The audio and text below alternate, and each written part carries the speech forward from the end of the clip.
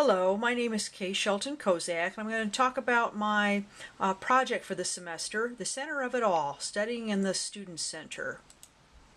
This is the Student Center. As you can see, it is under construction with the fencing, and this also is the interior. This is on the main level, which is still accessible. The ground level is no longer accessible. It used to hold a large cafeteria area where a lot of students used to hang out and study. But students are still going to the Student Center to study, and you'll find out later that the location really has a lot to do with why students are still going there, even though it is in a construction zone.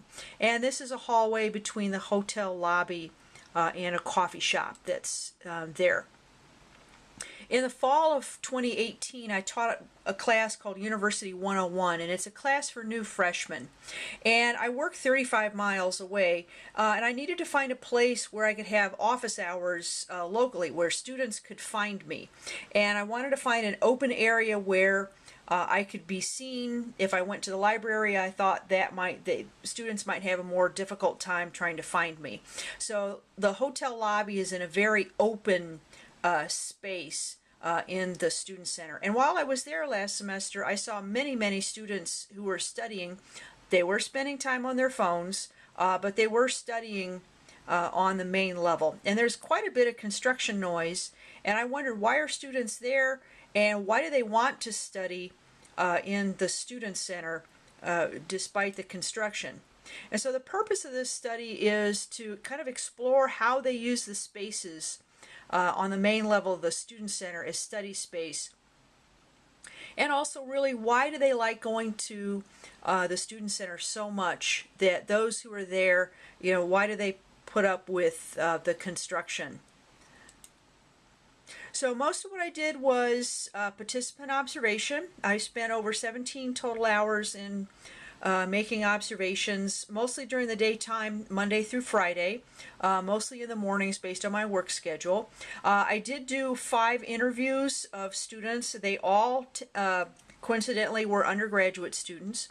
I interviewed 2 fraternal twins. I didn't recognize them as twins, but they told me they were twin sisters. And I also interviewed 1 campus minister. He looked like a student to me. He was willing to talk, so I went ahead and I interviewed him as well. I gave the students pseudonyms. The fraternal twins I named Susan and Sharon. They incidentally had the same major. They were both roommates. They changed their major at the same time, and they had the same class schedule. Then I also interviewed Malik, Aliyah, Bet, and the campus minister. I refer to him as Peter. And why did I focus so much on observations? Nearly all of the students that I interviewed I saw multiple times in the Student Center, before and after interviews.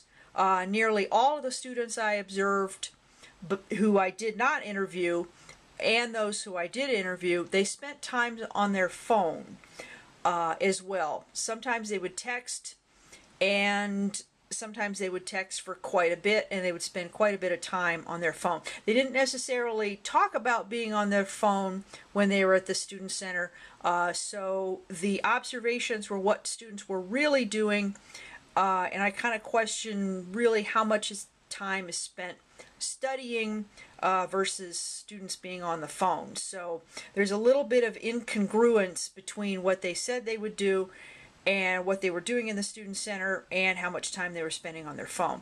Also, there's quite a bit of reluctance in me being able to find students who were willing to be interviewed. I divided the level into zones because where students were coming into the Student Center, they might be doing other activities. They might be waiting for the bus. They might be there to get coffee. They might be there to get snacks or lunch. Or they might solely be there for studying. So I kind of looked at the geographical layout of the Student Center and divided it up that way. Most of the studying was done in the hotel lobby. There's also a coffee shop, a small computer lab in the back of the coffee shop. There weren't as many students there in the computer lab as there were other places. There's also a hallway outside the coffee shop, a TV viewing area, and a bus waiting area. So somebody who might be in the bus waiting area, that might be their purpose for being there. They might be studying on the side versus the hotel lobby. They might specifically be going there to study. So I divided it up into zones. This is the hotel lobby. Here is a very low table that's lower than the seat. Malik, who I interviewed, really didn't like this particular size of the table. This is a 4-person table. Sharon and Susan really liked this table because the two of them could spread out all their stuff on this 4-person table. And then this is a power strip, and I'm going to go into more about what that is in just a couple minutes. This is the coffee shop. This is a hallway outside the coffee shop, and again there's taller tables here and there's smaller tables down there. There's also some arcade games, and this is another shot of the arcade games in the hallway. This is the TV viewing area. These chairs all face a television, and then in the back here is what I refer to as the bus waiting area, and then outside are where some of the buses pick up, and then this is a hallway, an open hallway pass through in the building.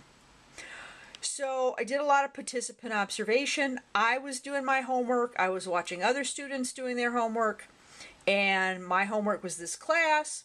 And what I did is I described everything. I didn't know what I might find useful later, so I described everything I could see and feel and hear, and I even took down what types of shoes students have. I didn't know if that might be useful later.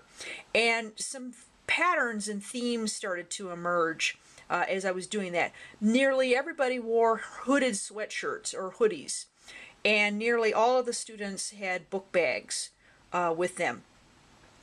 For phones, I went beyond just saying, oh, the students are spending time on their phones. What are they doing with their eyes and their fingers?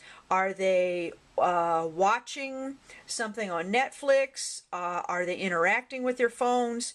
Are they texting? If they're texting, they're doing things differently with their fingers. Aaliyah, when I interviewed her, she texted during the interview, and she sent at least 5 different text messages that I noticed during the interview. So there's quite a bit of phone usage.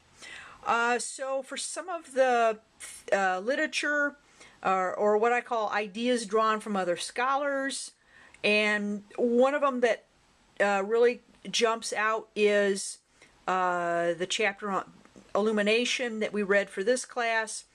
And this quote, themes emerge from the data. And that's a very open-ended way of looking at data. I didn't expect to notice that nearly everybody was wearing a hooded sweatshirt. I didn't expect to notice that nearly all of the students were carrying book bags. But those are just things that emerged from the data. I didn't expect them, and I really like that. It's very open-ended. And we read Clifford Geertz's article, and then also with Geertz, I'm familiar with his work from other courses, specifically an article called Deep Play, Notes on the Balinese Cockfight. In that, he described everything he could. He used all his senses, smells, but as he told a story about a rooster fight on the island of Bali, he kept it within the context, including the work of other scholars, and he embedded all of that information into the story that he wove. The interviews, all of the students referred to the Student Center as being in a convenient location, and nearly all of them used the word convenient. I don't think the word convenient was a coincidence.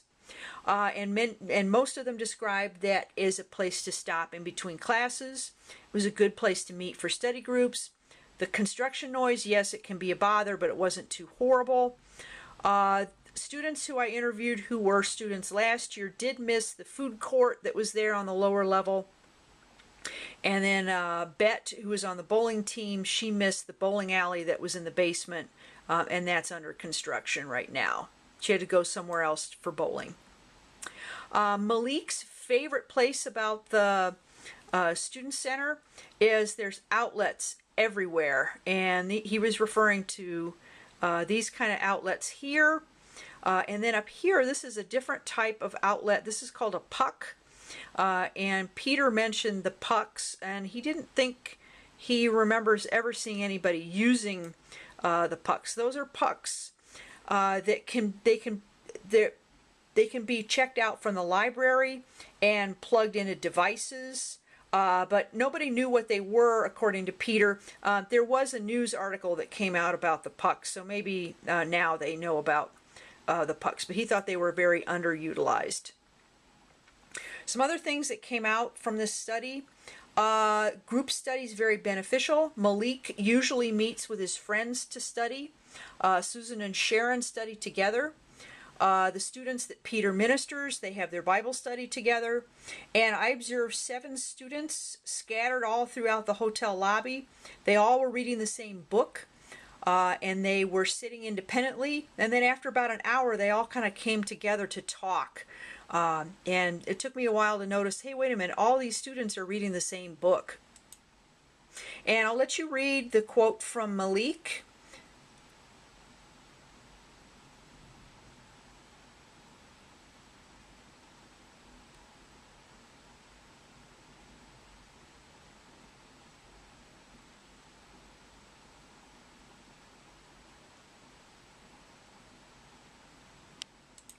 And that's quite powerful. The benefits of group study are also mentioned in the literature. There's Charles Cook and Gemma Mitchell talk about what they call ambient sociality or social ambience. And that's basically students get inspiration from seeing other students working. And that is not emphasized in the curriculum for University 101. That might be something that would be very useful for that. And also some other things that might be useful from this study, kind of the overuse of phones. Might be possible to talk to parents at orientation. They sometimes will keep tabs on their students throughout the day, but students might need to focus a little bit more and without the distraction of their phone constantly going off. And the University 101 classes, they talk about students playing video games too much and binge watching, but not really phone usage as detrimental to time management. It also might be useful to talk about group study. It's more useful than just for group projects. Malik, Susan, Sharon, Bet, and Peter, they either were engaged in group study or they talked about it in their interview as being very beneficial. And social ambience, finding out more about that, I think would be useful for University 101. And that's a little bit different than students in the same class studying together, but just really hanging out in places where they can see other students work and kind of get inspired by seeing other students being very focused. And they may not necessarily be in the same classes. That's not really talked about in University 101. That might be very useful for those University 101 courses. And these are the references that I mentioned in the presentation.